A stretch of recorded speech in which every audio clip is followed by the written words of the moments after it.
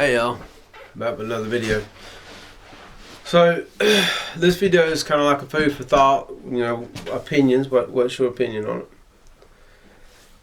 So we're all taught basic premises of firearms, shotgun, rifle, pistol, and they all, to me, follow they all follow that same principles. So, you got target and then you got your backdrop, okay? So we're going to set that away off the side. And I wrote down here. So, there's the five parts. There's grip, breathing, stance, trigger control, and sideline. Now, on the range, or teaching someone basic, that's what we do.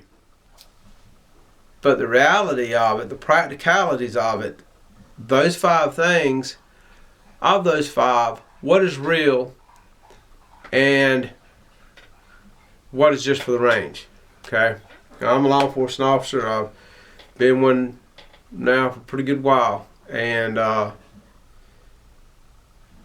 basing this off of my experience and what I've been through. So we're going to break it down to these five parts. So first part I'm going to pick is stance. Okay, and this, in my opinion, in the reality of things, stance is irrelevant. Terrain gives you different positions of stance. Barriers, different positions of stance. Standing, kneeling, or prone, they're different. Movement is different. So your footwork is very important, but you're not stagnant. You're not stagnant. You are moving. So the next one is breathing. We always teach. If you hear a sound, that's my dog. We always teach breathing. We always teach people the valley. You're breathing. You hold it. You let some of the air out. You're breathing, you hold it, you let some of the air out. I don't do that either. That's gone by the dodo. I don't mess with that either. I just breathe. In a real world scenario, you're not going to be thinking about your breath control, especially when you're scared. I mean, that's just the way it is. So that leaves us with three parts to this: grip, trigger control, sideline.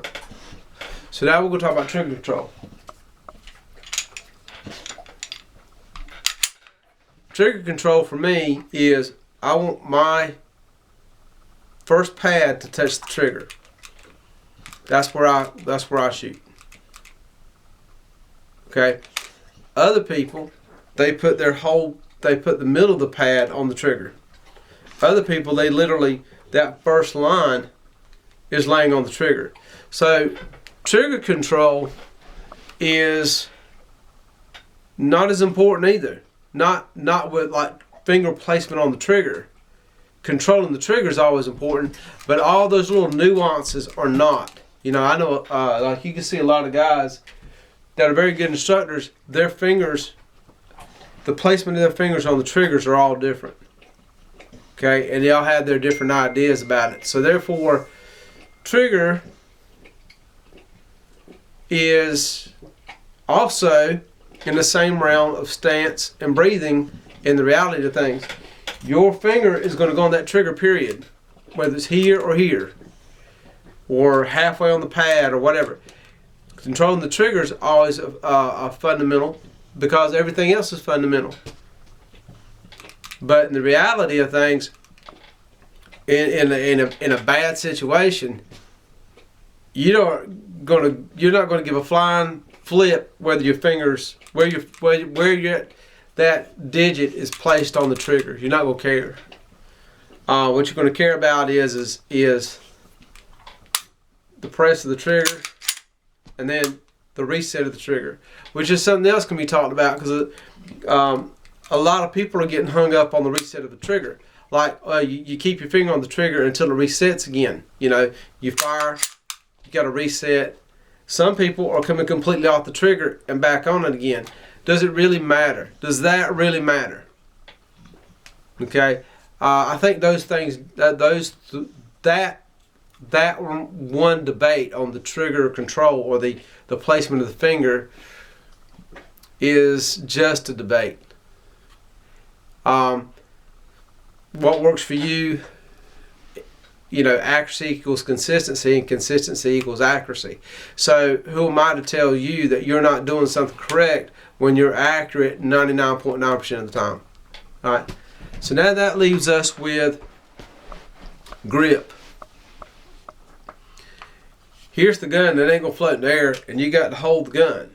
So you have to grip this weapon, or rifle or shotgun, it doesn't matter. You have to grip this weapon correctly, because it has to, especially with handguns, you're looking for a alignment from the get-go with the grip, because you're bringing the gun to your head, not your head to the gun. So your firearm, your sidearm is coming to your eye, not your eye to the sights. So grip is definitely a check in the box that you must master more, in my opinion, strongly than breathing, stance, and yes, trigger control. The next one is sight alignment. You can't hit a bull in the butt if you don't have proper sight alignment. And the key to proper sight alignment is establishing a master grip, a great grip, already getting you in alignment body-wise to the sights to your head. Clear sights, fuzzy target. And that takes time in developing of your mind muscle memory, sights alignment to that target. So of the 5, in my opinion, the 2 that are the most important, that should always be, it's always going to be, because in the reality of things, your stance is what? Your stance is nothing, because you're going to be moving. You're not going to stand there in something that is real. You're breathing, forget it. You're just going to breathe. Trigger control, once again, wherever your finger's at, whenever your finger hits that trigger in the real world, where that bad day happens, your finger's going to be on the trigger, period. Okay? You're gonna press to the rear, it's going to go off, and there will be a reset. But taking your finger completely off the trigger and back on, in the real world scenario, you're not going to give a fat rat about that. But your grip and your sight alignment, you'll care more about that, because that is the process at which you have proper sight alignment to the target, which will save your life. That's my opinion of the 5. What's your opinion? Or do you have a different idea? Having